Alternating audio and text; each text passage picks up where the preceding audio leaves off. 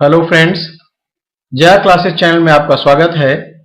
Jaya classes channel के माध्यम से आप इस समय पढ़ रहे हैं इतिहास, और इतिहास में आप भारतीय इतिहास के बारे में पढ़ रहे हैं। भारतीय इतिहास में आप पढ़ रहे हैं उत्तर वैदिक काल। वैदिक काल के अंतर्गत उत्तर वैदिक काल आप पढ़ रहे हैं, और उत्तर वैदिक काल में कैसी क्या घटनाएं घटी और ये समय काल कैसा था, इसके बारे में जानकारी ज्ञात करते हैं। तो चलिए हम देखते हैं उत्तर वैदिक काल जो है वो 1000 ईसा पूर्व से 600 ईस्वी 600 ईसा पूर्व तक रहा। 600 ईसा पूर्व तक रहा। तो इस 1000 से 600 ईसा पूर्व तक के समय को उत्तर वैदिक काल कहा गया, मीन्स ऋग्वैदिक काल के बाद का समय। तो चलिए देखते हैं ऋग्वैदिक काल के पश्चात के काल को उत्तर वैदिक काल के नाम से जाना जाता है।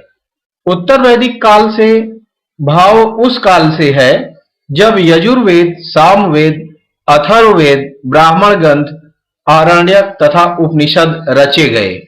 इसका मतलब ऋग्वैदिक काल के बाद ऋग्वैदिक काल को अलग कर दिया गया, और उसके बाद का जो समय रहा जिसके अंतर्गत यजुर्वेद, सामवेद, अथर्ववेद और ब्राह्मण ग्रंथ, आरण्यक, उपनिषद आदि की रचना हुई, इस काल को उत्तर वैदिक काल कहा गया। उत्तर वैदिक काल के बारे में जानकारी हमें इन्हीं ग्रंथों से प्राप्त होती है।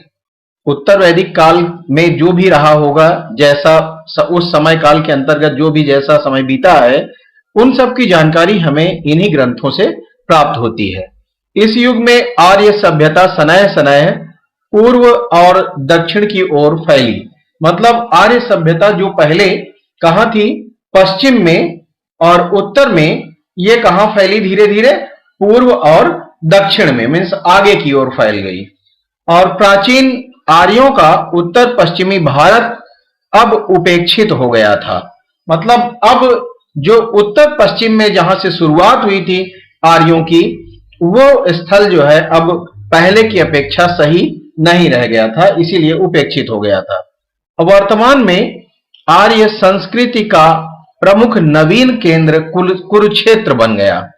ये जो कुरुक्षेत्र है, कुरुक्षेत्र जो स्थल था, ये क्या हो गया, नवीन केंद्र बन गया आर्यों का। मतलब आर्य संस्कृति का अब विस्तार या विकास किस क्षेत्र में हुआ, कुरुक्षेत्र में। गंगा यमुना का तटवर्ती मध्य प्रदेश, गंगा और यमुना का जो तटवर्ती मध्य प्रदेश था, अब विशिष्ट हो गया। अब ये पहले की अपेक्षा ज्यादा सही हो गया, अच्छा हो गया। पूर्व में कोसल, अवध, काशी, विदेह, उत्तरी बिहार इस युग में आर्यों के नवीन केंद्र बन गए। मतलब अब आर्य सभ्यता का विकास इन स्थलों तक हो गया। इस प्रकार से अब हिमालय और विंध्याचल के बीच समस्त भारत, संभवतः इससे बाहर का भाग भी आर्यों की परिधि में आ चुका था। आर्यों का विस्तार इन सब स्थलों तक हो गया। हिमाचल और हिमालय और विंध्याचल के बीच के अतिरिक्त भी इससे बाहर के जो भाग थे, ये सब आर्यों की परिधि में आ गए, अर्थात आर्यों का विस्तार यहां तक हो गया। चित्रित धूसर मृदभांड का प्रयोग एवं लौह हथियारों का प्रयोग इस काल की प्रमुख विशेषता है। जैसा कि आपने पढ़ा है कि लोहे का जो आविष्कार हुआ वो आर्यों के ही काल में हुआ, इससे पहले नहीं था। तो इस काल की ये प्रमुख विशेषता ही है। आगे बढ़ते हैं। उत्तर वैदिक कालीन सामाजिक जीवन, मीन्स उत्तर वैदिक काल में समाज कैसा था, समाज में लोग जो थे वो किस प्रकार से निर्वाह करते थे। तो देखिए, समाज जो था वो परिवार के रूप में लोग रहा करते थे, और उसमें क्या था, ये समाज जो था पितृ प्रधान था और संयुक्त परिवार था। परिवार जो था वो संयुक्त था और पितृ प्रधान था, मतलब यहां पिता को प्राथमिकता दी जाती थी। जो घर का श्रेष्ठ व्यक्ति होता था उसी को घर का मुखिया समझा जाता था। स्त्रियों की दशा कैसी थी? समाज में स्त्रियों की दशा शोचनीय, मीन्स पहले की अपेक्षा, ऋग्वैदिक काल की अपेक्षा इस समय स्त्रियों की दशा में थोड़ा गिरावट आई। एक पत्नी विवाह सम्मानित और साधारण था। एक पत्नी विवाह जो है सम्मानित और साधारण था, लेकिन बहुविवाह का भी प्रचलन जो है शुरू हो गया था। बहुविवाह भी इसी समय शुरू हो गया था। धार्मिक कार्यों में उनकी उपस्थिति ऋग्वैदिक काल के समान महत्वपूर्ण नहीं थी। मतलब ऋग्वैदिक काल में जिस प्रकार से स्त्रियों को महत्व दिया गया था, यहां उत्तर वैदिक काल में क्या हुआ, इनका महत्व कम हो गया। सभाओं एवं परिषद में सम्मिलित होना प्रतिबंधित हो गया। मतलब ये अब किसी सभा में नहीं शामिल हो सकती थी और न ही परिषद में शामिल हो सकती थी। स्त्रियों की शिक्षा हेतु उचित प्रबंध अब भी था। मतलब स्त्रियां आज इस उत्तर वैदिक काल के समय में भी शिक्षा ग्रहण कर सकती थी। शतपथ ब्राह्मण में गार्गी, गंधर्व, गृहीता, मैत्रेयी आदि विदुषी कन्याओं का उल्लेख है। इसका मतलब उस समय इनको शिक्षा का अधिकार था। जाति प्रथा जन्म पर आधारित होकर पैतृक हो गई थी। जाति प्रथा जो जन्म पर आधारित थी वो कैसी हो गई, अब पैतृक हो गई। पैतृक हो जाने का मतलब कि जिस परिवार में कभी कोई जन्मा था और वो किसी जाति का था, अब उसके आगे जो है उसी के हिसाब से फिर से जन्म लेने वाला नया व्यक्ति उसी जाति का आगे माना जाता था। अर्थात जाति का परिवर्तन अब नहीं कर सकते थे। तो अब देखिए, जन्म पर जो आधारित था वो क्या हो गया, पैतृक हो गया। इस काल में मतलब पिता जिस जाति का है पुत्र भी उसी जाति का होगा। वो जो है अब दूसरे जाति में परिवर्तित नहीं हो सकता था। इस काल में समाज 4 वर्णों में विभक्त हो गया। ब्राह्मण, क्षत्रिय, वैश्य, शूद्र, ये चातुर्वर्ण आपको कहां मिला था? ऋग्वैदिक काल में भी था। ऋग्वैदिक काल में किसमें? पुरुष सूक्त में, 10वें मंडल में पुरुष सूक्त में आपको ब्राह्मण, क्षत्रिय, वैश्य, शूद्र, चातुर्वर्ण की व्याख्या की गई है। यज्ञोपवीत संस्कार, यज्ञोपवीत मीन्स जनेऊ संस्कार, इसका अधिकार शूद्रों को नहीं था। मतलब शूद्र जो है क्या जनेऊ या यज्ञोपवीत नहीं धारण कर सकता था। आगे बढ़ते हैं। शिक्षा, शिक्षा की ओर विशेष ध्यान दिया गया। शिक्षा की ओर ध्यान दिया गया इस काल में भी। आश्रम व्यवस्था, इस काल में 3 आश्रमों का स्पष्ट उल्लेख है। ब्रह्मचर्य, गृहस्थ, वानप्रस्थ। सन्यास जो है अब क्या हो गया, चौथा आश्रम जो था सन्यास, ये उत्तर वैदिक काल में विशेष महत्व नहीं रख पाया। क्योंकि ये कठिन था तो लोग जो है ब्रह्मचर्य, गृहस्थ और वानप्रस्थ इन्हीं 3 आश्रमों का पालन करते थे। सर्वप्रथम जाबालोपनिषद में 4 आश्रमों का उल्लेख मिलता है। तो ये बहुत इंपॉर्टेंट है परीक्षा की दृष्टि से कि सर्वप्रथम 4 आश्रमों का उल्लेख कहां मिलता है? जाबालोपनिषद में। ये आप याद रखेंगे, बहुत इंपॉर्टेंट है। आगे देखते हैं उत्तर वैदिक कालीन आर्थिक जीवन। उत्तर वैदिक काल में लोगों का आर्थिक जीवन कैसा था, मीन्स किस प्रकार से अपना वो जीवन निर्वाह करते थे, उनकी अर्थव्यवस्था कैसी थी। उत्तर वैदिक काल में आर्य लोग मुख्यतः कृषि आधारित अर्थव्यवस्था पर निर्भर करते थे। कृषि इस काल के लोगों का मुख्य पेशा बन गई थी। देखिए, अब जो है पेशा बन जाने का मतलब यह हुआ कि लोग इससे अब धन अर्जित करने लगे थे और इसी को अब उन्होंने अपना मुख्य रूप में व्यवसाय से समझ लिया था। आगे बढ़ते हैं। उत्तर वैदिक काल में भी पशुपालन आर्यों की अर्थव्यवस्था के मुख्य आधारों में से एक था। पशुपालन ये किया करते थे।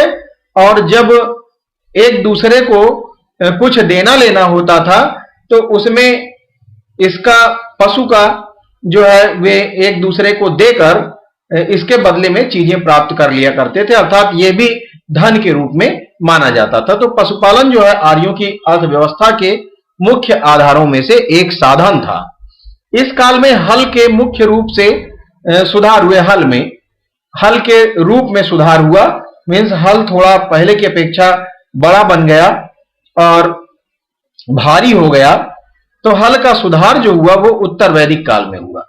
इसके अतिरिक्त इस काल में खाद का भी ज्ञान हो गया, लोगों को खाद का उपयोग भी करने लगे थे।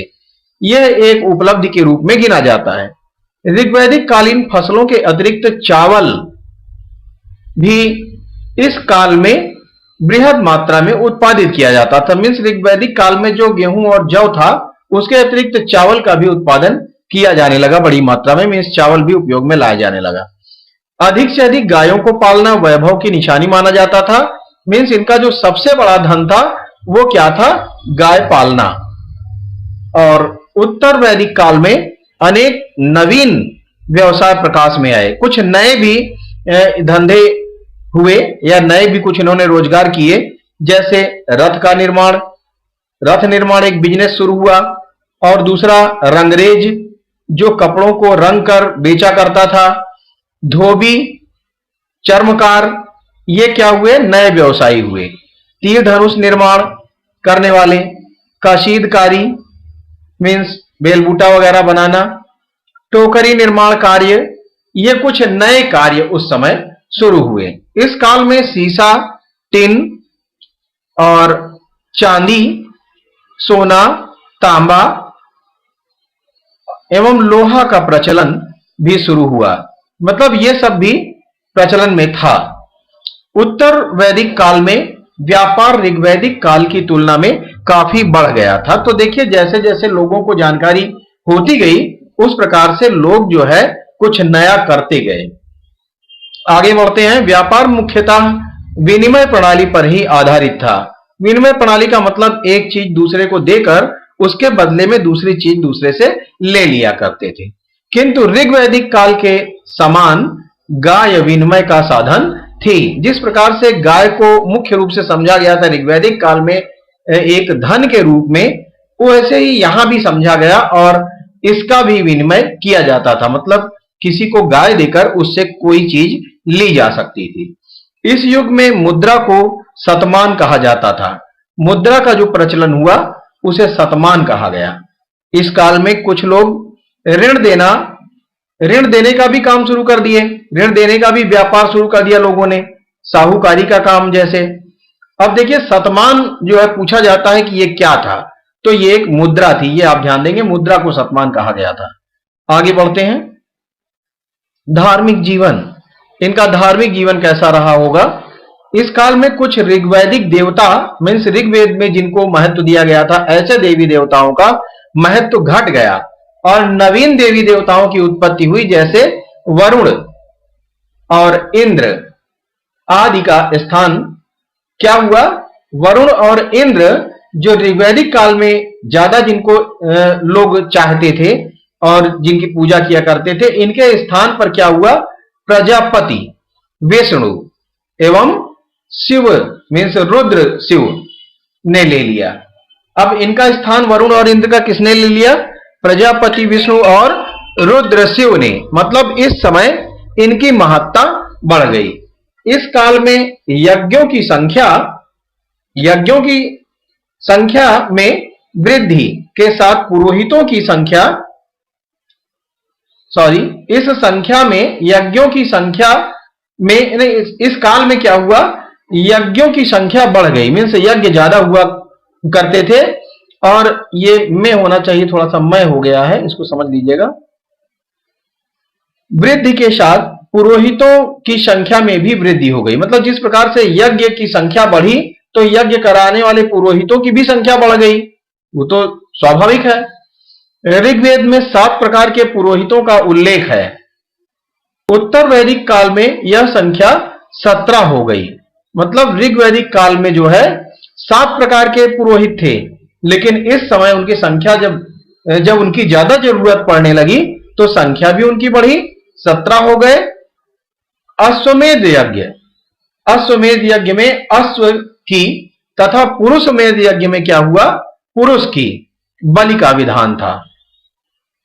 यज्ञ और कर्मकांड अधिक जटिल और खर्चीले हो गए। अब पहले की अपेक्षा यज्ञ और कर्मकांड जो है ज्यादा खर्चीले हो गए, और पहले की अपेक्षा जो पहले जो आसान था वो थोड़ा अब जटिल हो गया, मीन्स सबके बस का नहीं था। अतिथि गोहन अर्थात गोहंता कहलाते थे, मीन्स जो अतिथि जो थे, जो आज के समय में अतिथि हैं, किसी के यहां कोई आ जाता है, उनको क्या कहा जाता था, गोहंता या गोहन कहा जाता था। क्यों कहा जाता था, क्योंकि उन्हें गौ मांस खिलाया जाता था। और पूषण शूद्रों के देवता माने गए। शूद्रों के देवता कौन थे, पूषण, ये भी परीक्षा में कई बार पूछा गया है। मोक्ष प्राप्ति के लिए सन्यास को आवश्यक माना जाने लगा, मीन्स अगर मोक्ष की प्राप्ति आप चाहते हैं तो सन्यास आश्रम जरूरी था। चलिए आगे बढ़ते हैं। राजनैतिक दशा, इस समय आर्य सभ्यता का विस्तार होता जा रहा था, मीन्स आर्य सभ्यता धीरे धीरे फैलती जा रही थी। विशाल राज्यों की स्थापना होने लगी। उत्तर वैदिक काल में कुरु और पांचाल संयुक्त राज्य थे। कुरु और पांचाल क्या थे, संयुक्त राज्य थे। कहां, किस समय, उत्तर वैदिक काल में। और इनकी राजधानी जो थी वो आसंदीवत और काम्पिल्य थी। आगे बढ़ते हैं। इस काल में राजा के अधिकारों में वृद्धि हुई। राजा के अधिकार बढ़े, मीन्स राजा का महत्व बढ़ा। राजा देवता का प्रतीक समझा जाने लगा। राजा को अब देवता का प्रतीक समझा जाने लगा, मतलब देवदूत समझा जाने लगा, आप ये समझिए। सभा और समिति, इसका विशेष महत्व था ऋग्वैदिक काल में। तो सभा और समिति नामक संस्थाएं इस समय भी राजा पर अंकुश लगाती थी। इनका काम था राजा पर अंकुश लगाना, मीन्स राजा पूरी तरह से अपने मन का न कर पाए। राजा को सैनिक तथा न्याय संबंधी कार्य मुख्य रूप से करने होते थे। राजा का जो काम था वो ये था कि सैनिक तथा न्याय संबंधी कार्य, यही राजा का मुख्य काम था। रत्नियों होना चाहिए, यहां रलियों जो लिखा है ये होना चाहिए रत्नियों, रत्नियों। चलिए इसको थोड़ा सुधार कर लें।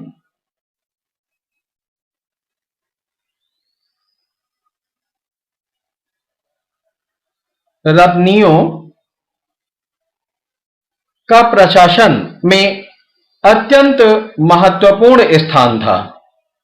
रत्नियों का स्थान प्रशासन में महत्वपूर्ण था, यह भी परीक्षा में पूछा जाता है। वाजपेयी यज्ञ के समय राजा स्वयं रत्नियों, ये भी रत्नियों ही है, थोड़ा सा मिस्टेक हो गया है प्रिंट होने में।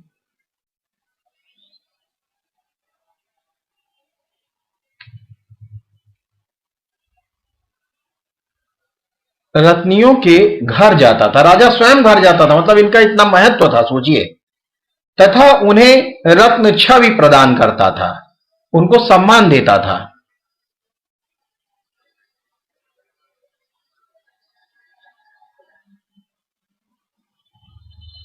शतपथ ब्राह्मण में 12 रत्नियों का उल्लेख है।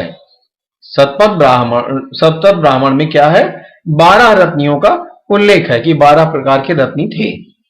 राजा का पद वंशानुगत हो गया। वंशानुगत आप समझ रहे होंगे, मीन्स कोई राजा है तो अब उसका पुत्र राजा होगा, फिर उसका पुत्र राजा होगा, इस प्रकार से वंशानुगत हो गया। उत्तर वैदिक काल में संभवतः आय का 16वां भाग, आय का 16वां भाग कर के रूप में लिया जाता था। कर की अदायगी अन्न एवं पशु दोनों के रूप में की जाती थी। अगर अन्न है तो अन्न दे सकते हैं, और नहीं है तो आप पशु भी दे सकते थे, ऐसा था, मीन्स गाय। आगे बढ़ते हैं। महाकाव्यों का युग, महाकाव्यों का युग देखिए क्या है। पुराने विचारों के हिंदू रामायण और त्रेता युग की तथा महाभारत को द्वापर युग की कृति मानते हैं। ये द्वापर जो है, क्या है ये? द्वापर युग। इसको सही कर लेंगे। द्वापर युग की कृति मानते हैं, मतलब पुराने विचारों के जो हिंदू हैं वो रामायण को त्रेता युग का और महाभारत को द्वापर युग की कृति मानते हैं। वैसे तो महाकाव्यों के रचना काल के विषय में व्यापक मतभेद है, किंतु इतना स्पष्ट है कि महाकाव्य काल को वैदिक काल के महाकाव्यों के रचना काल के विषय में मतभेद तो है, लेकिन क्या है? किंतु इतना स्पष्ट है कि महाकाव्य काल को वैदिक काल के बाद और बौद्ध जैन धर्मों की उत्पत्ति के पहले का माना जाता है। मतलब बौद्ध और जैन धर्म की उत्पत्ति के ये पहले का काल रहा है, और क्या है? महाकाव्य काल को वैदिक काल के बाद का, मतलब वैदिक काल के बाद और बौद्ध व जैन धर्मों की उत्पत्ति के पहले, तो इन दोनों के बीच का ये काल रहा। आगे बढ़ते हैं। पौराणिक महाकाव्य। पौराणिक महाकाव्य जो है वो है रामायण और महाभारत। रामायण की रचना महर्षि वाल्मीकि ने की थी। रामायण में मूलतः 6000 श्लोक थे, जो कालांतर में 12000 बढ़कर हो गए और फिर 24000 हो गए। इसीलिए इसे चतुर्विंशति सहस्त्री संहिता भी कहा जाता है। तो यह भी परीक्षा में पूछा जाता है कि चतुर्विंशति सहस्त्री संहिता किसका नाम है, तो आप याद रखेंगे रामायण का नाम है। दूसरा देखते हैं महाभारत। महाभारत की रचना महर्षि व्यास ने की थी। महाभारत का प्रारंभिक नाम क्या था? जय संहिता, तथा पहले इसमें 8800 श्लोकों का संकलन था। बाद में क्या हुआ? बढ़कर इनकी संख्या हो गई 24000, और फिर जब 24000 हो गया तो इसे भारत के नाम से जाना जाने लगा। मतलब जय संहिता के बाद इसका नाम फिर भारत हो गया। परंतु क्या हुआ? बाद में और बढ़ गया, 1,00,000 हो गया श्लोक की संख्या।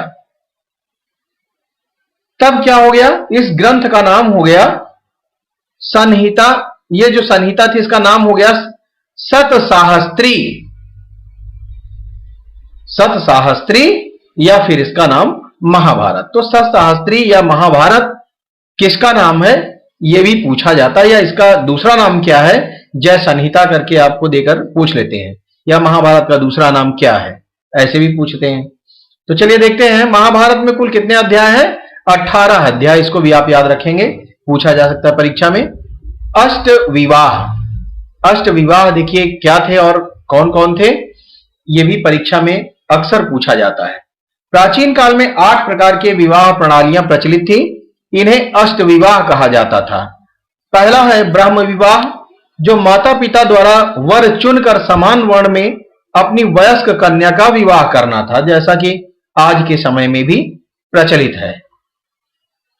दैव विवाह, यज्ञ कर्म करने वाले ब्राह्मण को आभूषणों से सुसज्जित वधु अर्पित की जाती थी। मीन्स यज्ञ कर्म अर्थात पुरोहितों को क्या किया जाता था? जो यज्ञ कर्म करने वाले जो ब्राह्मण होते थे उनको आभूषण से सुसज्जित करके वधु अर्पित की जाती थी। इस तरह के विवाह को दैव विवाह का नाम दिया गया था। आगे बढ़ते हैं। प्रजापत्य विवाह। तीसरा है प्रजापत्य विवाह, बिना लेन देन के विवाह। मीन्स बिना किसी, आजकल जैसे लेन देन हो रहा है, मोल तोल होता है कि दहेज कितना देना है, तो कोई दहेज नहीं देना था। बिना लेन देन के विवाह, लड़के द्वारा इसमें पहली पत्नी के जीवित रहने तक दूसरा विवाह न करने की शपथ लेनी पड़ती थी। यह भी बात थी, बिना लेन देन के, और जब तक पत्नी जीवित रहेगी तब तक दूसरा विवाह नहीं करना था, अर्थात प्रतिबंधित था। इस तरह का विवाह प्रजापत्य विवाह कहलाता है। आर्ष विवाह के अंतर्गत कन्या के पिता को वर एक जोड़ी बैल प्रदान करता था। जब विवाह होता था वर और कन्या का, तो क्या करता था? कन्या के पिता को वर जो है एक जोड़ी बैल देता था बदले में। गंधर्व विवाह, प्रेम संबंधों के आधार पर यह विवाह करना था कि लोग एक दूसरे को पसंद कर लेते थे और प्रेम प्रसंग उनके बीच होता था, और धीरे से फिर क्या होता था, जब प्रेम बढ़ जाता था तो विवाह कर लेते थे पसंद करके, अपनी पसंद से। चलिए आगे देखते हैं। असुर विवाह, कन्या को उसके माता पिता से खरीदा जाता था, यह निकृष्ट माना जाता था। भाई ये गलत तो है ही, कन्या को उसके माता पिता से पैसा देकर जो पसंद है उसको खरीद लिया जाए जबरदस्ती करके, तो ये क्या था, निकृष्ट माना जाता था, ये असुर विवाह था। और राक्षस विवाह क्या है, पराजित राजा की पुत्री, बहन या पत्नी को बलपूर्वक अपना लेना, बलपूर्वक जो है उनसे विवाह करना। किससे, जिस राजा को हरा दिया जाए उसकी पुत्री, बहन या पत्नी को जबरदस्ती अपनी पत्नी बना लेना, यह राक्षस विवाह कहलाता था। पैशाच विवाह, विश्वासघात द्वारा किसी से प्रेम करके उसको धोखा देकर या किसी को विश्वास में रख के उसको धोखा देकर किसी कन्या से बलपूर्वक बलात्कार करने वाले को क्या कहा जाता था, बलात्कार करके बाद में उससे शादी करनी पड़ती थी। तो ये जो बलपूर्वक बलात्कार करके जो शादी की जाती थी, ये पैशाच विवाह के अंतर्गत आता था। तो यह विवाह जो है समाज में अवैध था, जैसा कि आज भी है। आगे बढ़ते हैं। स्मृतियों में ब्रह्म विवाह, दैव विवाह, आर्ष विवाह तथा प्रजापत्य विवाह को ही मान्यता दी गई है। तो ये जो 4 प्रकार के विवाह थे, इन्हीं को मान्यता दी गई। आगे बढ़ते हैं। वेद, उपवेद और उनके रचनाकार। देखिए, वेद ऋग्वेद, इसका उपवेद क्या है, आयुर्वेद, और इसके रचनाकार कौन है, धन्वंतरी। इसमें क्या, चिकित्सा से संबंधित बातें हैं। यजुर्वेद, धनुर्वेद इसका उपवेद है और रचनाकार है विश्वामित्र। सामवेद, गंधर्व वेद इसका उपवेद है गांधर्व वेद, और भरत मुनि इसके रचनाकार हैं। परीक्षा में ये पूछा जाता है, इसको आप ये मत समझिए कि ये बेकार में लिखा हुआ है, ये बहुत ही इंपॉर्टेंट है। धनुर्वेद किसका उपवेद है, किस वेद का उपवेद है, ये पूछा जाता है, तो आप बताएंगे यजुर्वेद का। सामवेद का उपवेद क्या है, गांधर्व वेद, और भरत मुनि इसके रचनाकार हैं। अथर्ववेद शल्य शास्त्र का, शल्य चिकित्सा का, शल्य शास्त्र नाम का उपवेद अथर्ववेद से संबंधित है, इसका उपवेद है, और रचनाकार कौन है, विश्वकर्मा। आगे बढ़ते हैं। वेदांग, वेदांग मीन्स वेदों के अंग। वेदों के अर्थ को समझने और वैदिक कर्मकांडों के प्रतिपादन के लिए वेदांग नामक साहित्य की रचना हुई। क्योंकि वेद जो थे थोड़ा कठिन थे और सबके बस का नहीं था आसानी से समझना, तो उसको आसान बनाने के लिए वेदांगों की रचना हुई। वेदांग संख्या में 6 हैं, शिक्षा, कल्प, व्याकरण, निरुक्त, छंद और ज्योतिष। परीक्षा में ये अक्सर पूछा जाता है कि वेदांगों की संख्या कितनी है, तो आप इसको याद कर लेंगे। आगे बढ़ते हैं। अब इनके बारे में थोड़ा जानकारी लेते हैं। शिक्षा, वैदिक मंत्रों के उचित एवं शुद्ध उच्चारण की विधियों के ज्ञान हेतु रचित साहित्य को शिक्षा कहा जाता था। शिक्षा के नाम से जाना जाता था, और शिक्षा को वेद की नासिका कहा गया है। शिक्षा को क्या कहा गया है, वेद की नासिका, ये बहुत इंपॉर्टेंट है। आगे बढ़ते हैं। कल्प, महत्वपूर्ण वैदिक विधि विधानों को कल्प नामक वेदांग में छोटे छोटे वाक्यों में सूत्र बनाकर प्रस्तुत किया गया, आसान किया गया थोड़ा, तो सूत्र ग्रंथों को ही कल्प कहा जाता है। और कल्प सूत्र 4 प्रकार के हैं। कल्प को वेद का हाथ कहा जाता है। कल्प को क्या कहा जाता है, वेद का हाथ। जैसे कि आपने ऊपर देखा, शिक्षा को नासिका और कल्प को वेद का हाथ। तो देखिए आपने, वेदांग मीन्स वेद के अंग हैं ये। व्याकरण क्या है, व्याकरण का संबंध भाषा संबंधी नियमों से होता है, और व्याकरण को वेद का मुख कहा गया। तो ये भी आप याद रखेंगे कि व्याकरण को क्या कहा गया, वेद का मुख। निरुक्त 2 बार लिख गया है। चलिए देखिए, निरुक्त की रचना यास्क ने की थी, और निरुक्त भाषा शास्त्र का प्रथम ग्रंथ माना जाता है। भाषा शास्त्र का ये प्रथम ग्रंथ माना जाता है, इस बात को भी आप ध्यान रखेंगे। निरुक्त को वेद का स्रोत अर्थात क्या, कान कहा जाता है। छंद, छंद को वेद के दोनों पैर कहा जाता है। वैदिक मंत्र प्रायः छंदबद्ध हैं। छंद शास्त्र का प्रमुख ग्रंथ छंद सूत्र है, जिसकी रचना पिंगल मुनि के द्वारा की गई थी। ज्योतिष क्या है? देखिए, ज्योतिष को वेद का नेत्र कहा गया और ज्योतिष की प्राचीनतम रचना मगध मुनि कृत वेदांग ज्योतिष है। आगे बढ़ते हैं। वैदिक कालीन ग्रंथ वेद, इनके ब्राह्मण और आरण्यक उपनिषद, ये सब यहां दिए गए हैं, इनको आप ध्यान से देख लें। ऋग्वेद का ब्राह्मण है ऐतरेय संखायन और आरण्यक है ऐतरेय कौशितकी, उपनिषद है ऐतरेय कौशितकी। अब यजुर्वेद का देख लेते हैं। तैत्तरीय ब्राह्मण है और आरण्यक इसका तैत्तरीय, उपनिषद तैत्तरीय कठोपनिषद और श्वेताश्वर। तीसरा है शतपथ और शतपथ ब्राह्मण। ये शतपथ जो है क्या है? ब्राह्मण है। और शतपथ आरण्यक और उपनिषद क्या हुए? बृहदारण्यक, ईशोपनिषद, छांदोग्य। सामवेद का ब्राह्मण है तांड्य, छांदोग्य इसका जो है क्या है? ऊपर आप देख लीजिए, आरण्यक और उपनिषद। तो ब्राह्मण, आरण्यक और उपनिषद ये हैं, तांड्य, छांदोग्य और छांदोग्य। जैमिनीय और इधर मुंडकोपनिषद, प्रश्नोपनिषद और मुंडकोपनिषद, ये संबंधित किससे है? ये है संबंधित अथर्ववेद का उपनिषद है और ब्राह्मण है इसका गोपथ। आगे बढ़ते हैं। आश्रम।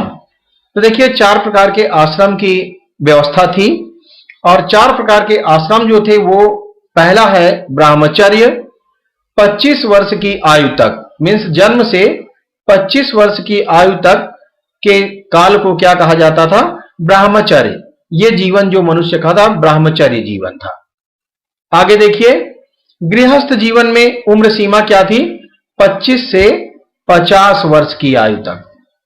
25 से 50 वर्ष की आयु तक के समय को या जीवन को क्या कहा जाता था? गृहस्थाश्रम। वानप्रस्थ 50 से 75 वर्ष की आयु तक। 50 वर्ष से ऊपर 75 वर्ष तक की आयु काल को क्या कहा जाता था? वानप्रस्थ जीवन। सन्यास का जो जीवन काल था, समय था, वो 75 वर्ष से ऊपर मनुष्य जब तक जीवित रहे। सन्यास मीन्स घर परिवार से अलग हो जाना, कोई मोह माया न रहे कहीं से। कल्पसूत्र। कल्पसूत्र देखिए कौन कौन से थे? श्रोत्र सूत्र, इनमें यज्ञ संबंधी नियमों का विवरण है। और गृह सूत्र में क्या है, किससे संबंधित है ये? इसमें मनुष्यों के लौकिक एवं पारलौकिक कर्तव्यों का विवेचन है। धर्म सूत्र में सामाजिक, धार्मिक एवं राजनैतिक कर्तव्यों का उल्लेख है। शुल्व सूत्र बहुत इंपॉर्टेंट है, इससे संबंधित परीक्षा में कई बार यूपीपीसीएस में भी और कई जगह भी इससे संबंधित प्रश्न पूछा गया है। शुल्व सूत्र, इसमें यज्ञ वेदी के निर्माण संबंधी नियमों का उल्लेख है। तो यज्ञ वेदी के निर्माण संबंधी जो नियम है, इनका उल्लेख कहां है? शुल्व सूत्र में। बहुत इंपॉर्टेंट है, इसको आप याद रखेंगे। आगे देखते हैं, प्रचलित यज्ञ कौन कौन से थे? राजसूय यज्ञ, राजा के राज्याभिषेक हेतु किया जाता था। राजा का जब राज्याभिषेक होता था, मीन जब उसे राजा के पद पर बैठाया जाता था मुकुट पहनाकर, तो शुरुआत में क्या होता था? राजसूय यज्ञ। इस यज्ञ में राजा को दिव्य शक्ति प्राप्त होती थी, ऐसा विश्वास था लोगों का, ऐसा मानना था। अश्वमेध यज्ञ देखिए क्या था? यह यज्ञ में, इस यज्ञ में क्या होता था? राजा द्वारा एक अश्व छोड़ दिया जाता था और यह घोड़ा या अश्व जिस क्षेत्र से होकर गुजरता था, उन सभी पर अश्वमेध यज्ञ करने वाले राजा का अधिकार मान लिया जाता था। और आगे जो राजा दूसरे क्षेत्र का होता था, वो अगर उस घोड़े को रोक लेता था, तो इसका मतलब कि आगे का क्षेत्र मैं नहीं दे रहा हूं और मैं आपसे युद्ध करना चाहता हूं, तो फिर युद्ध करता था राजा। ये था अश्वमेध यज्ञ के अंतर्गत। आगे देखते हैं वाजपेय यज्ञ। वाजपेय यज्ञ, इस यज्ञ में राजा रथों की दौड़ कराता था, यह खाद्य एवं पान से संबंध रखता था, संबद्ध था। अग्निष्टोम यज्ञ, इस यज्ञ में सात्विक जीवन व्यतीत करते हुए जन कल्याण हेतु अग्नि को पशु बलि दी जाती थी। अग्नि को पशु बलि किस लिए दी जाती थी? कि हमारे जो है समाज की रक्षा करें, लोगों को कोई बीमारी ना हो और भगवान उनकी रक्षा करें। इसके लिए क्या होता था? अग्नि को पशु बलि दी जाती थी। इस उत्तर वैदिक काल के इस वीडियो में आपको जो भी उत्तर वैदिक काल के अंतर्गत महत्वपूर्ण चीजें थी या जो भी टॉपिक इस काल से संबंधित थे, जिनसे परीक्षा में प्रश्न बनते हैं या परीक्षा में प्रश्न पूछे जाते हैं, उन सब का मैंने इसमें वर्णन किया है। तो लगभग इससे अधिक आगे कुछ पढ़ने की जरूरत नहीं है उत्तर वैदिक काल के अंतर्गत, और जो भी क्वेश्चन बनते हैं वो लगभग इन्हीं से बनते हैं। तो इससे संबंधित जो क्वेश्चन बनते हैं वो भी हम वैदिक काल से संबंधित एक आपको वीडियो नया बना देंगे, जिसमें क्या है, इनसे संबंधित प्रश्नों को हम प्रश्नों का समावेश कर लेंगे। लगभग 25-25 प्रश्नों का 2 वीडियो बना देंगे। तो आपको जो परीक्षा में बार बार पूछे जाते हैं उन प्रश्नों को भी देखने का मौका मिल जाएगा। तो चलिए आज के वीडियो में बस इतना ही। Thanks for watching.